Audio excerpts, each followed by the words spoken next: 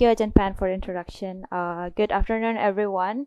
I'm Dian from HTAP, and I'm going to be speaking to you about the relative importance of vulnerability and efficiency in COVID-19 contact tracing. It's a discrete choice experiment. As we all know, contact tracing is an essential public health tool for breaking chains of transmission and controlling infectious diseases, including COVID-19. However, at some point during the pandemic, the number of cases has outpaced the public health system ability to test, trace, and quarantine all the cases. Therefore, there's a need of careful planning to optimize contact tracing program in order to make the most of the limited resources. And the most common metrics used to evaluate the success of contact tracing are those related to efficiency, such as timeliness and completeness, and very few thought on the implication of equity. Meanwhile, the WHO advised taking into account vulnerable population, as the impact of this disease has been uneven. For example, for seniors, migrants, refugees, these people may have lack of access to healthcare, making them more susceptible to the disease effect.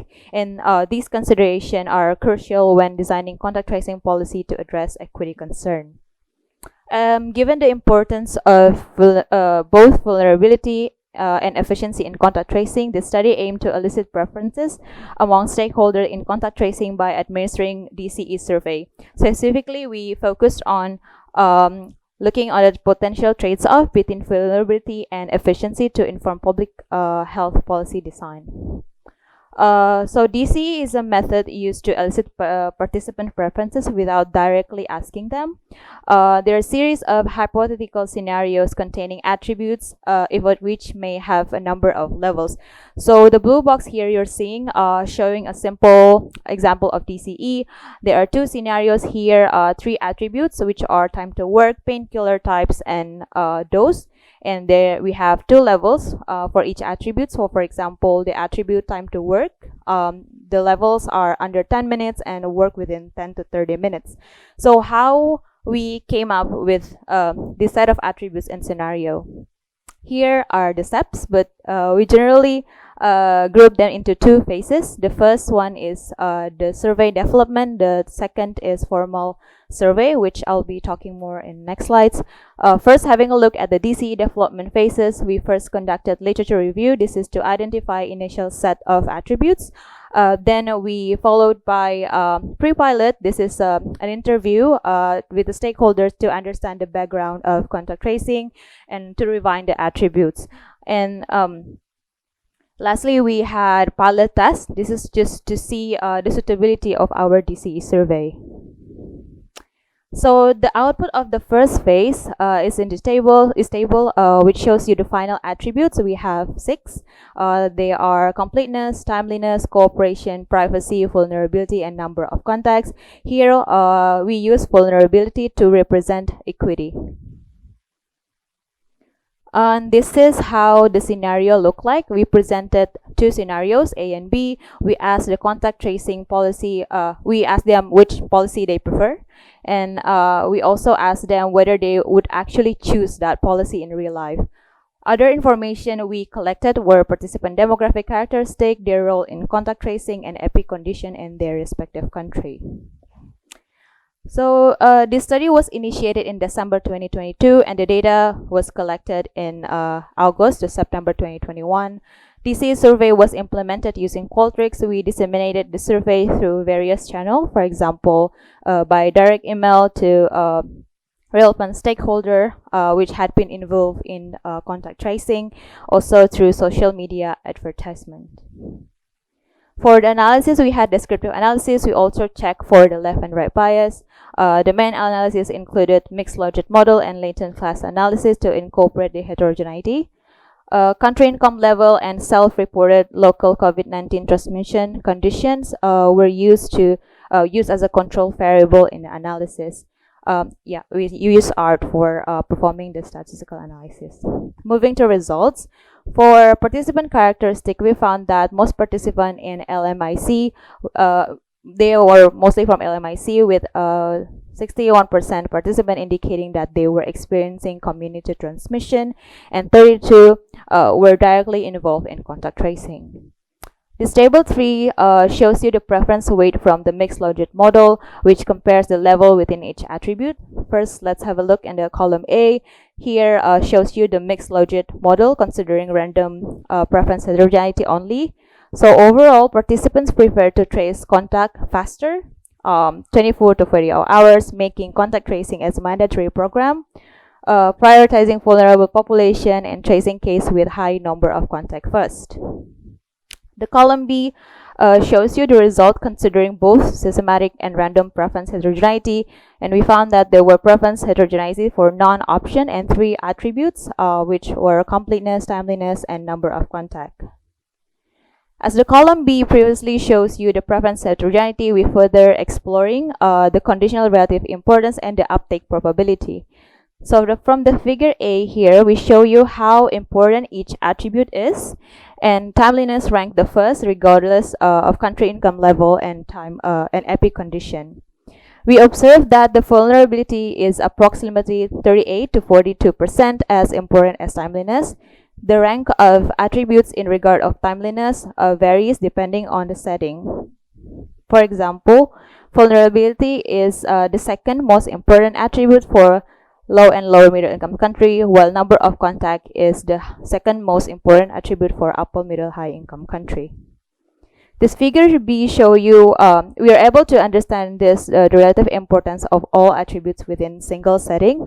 So for example, within the low and lower middle income country with sporadic cases or cluster setting, timeliness is the most important attribute, followed by vulnerability, cooperation, completeness, privacy, and number of contact. This table shows you the most preferred and the least preferred policies across setting. Among the most preferred policy, we observed that the levels were similar for most of attributes except for timeliness and completeness. So for the least preferred policy, there are more similar across setting. The only attributes that differ in the preference between setting was completeness. Both low and lower middle income country and upper middle high income country least preferred to trace all when the local epi condition is community transmission compared to sporadic cases and cluster. So what's the policy implication of this study? One of this that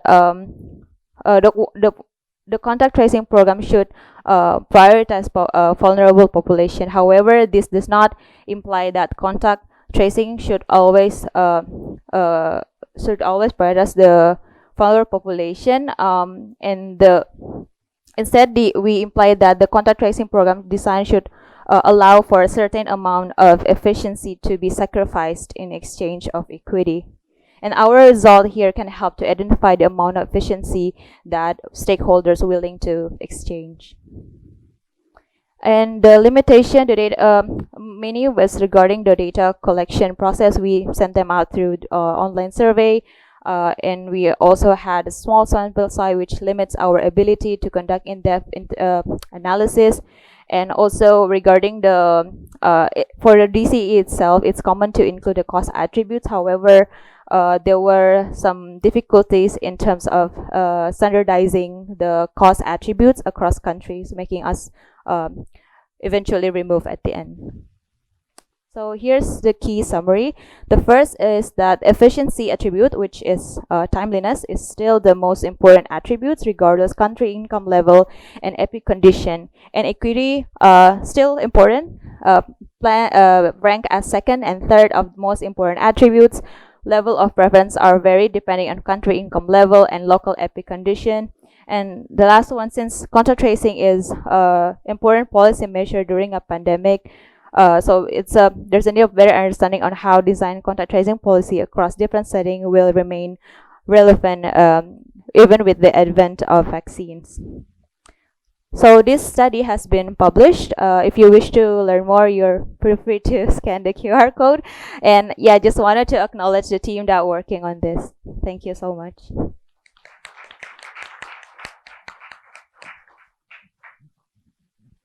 Okay, the excellent presentation. So given that COVID contact tracing in many countries is now probably not happening like it was when you conducted the study, Do you think this is something that is transferable to other diseases? And if so, do you think, there might be any differences depending on what you're contact tracing for? Thank you for the question. I think it's somehow still relevant. I mean, contact tracing remain the important tool to control the infectious disease. So I think this for the preparation for future pandemic, this may still relevant, and the results from our study can be at a bare minimum can be add something to discussion on whether they can trace further. Prioritize further for the vulnerable population, even though timeliness still remain important, and the stakeholder can wait if timeliness if they trace the contact and it takes more time, and so they might not prioritize the vulnerable population instead of like trying their best to cut the transmission at first. Thank you. And I think you said it might be good to do more in-depth analysis. So do you plan in Thailand specifically to do that? We haven't planned yet, but I think it's a great suggestion to see and to estimate further on exploring this analysis. We also think that this might be only from the one side or from stakeholders perspective, so it might be a further research also needed to see how this perspective of the one who actually being traced. I think it can add more insight to the overall. Yeah. Okay. Thank you. Thank you. Thank you, Diane. Quite interesting study. I'm just wondering, why did you choose a discrete choice experiment to investigate this relative importance? Why not AHP or any other methods for assigning this importance? That's a great question. I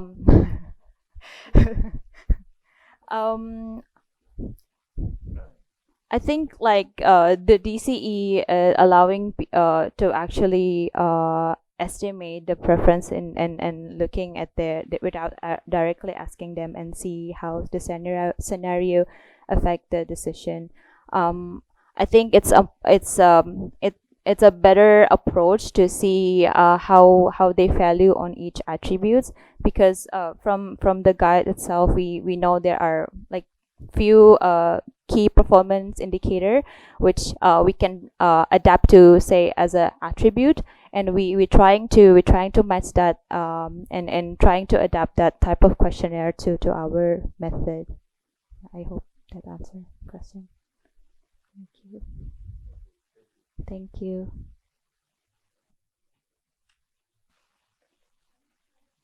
The floor. Yes, please.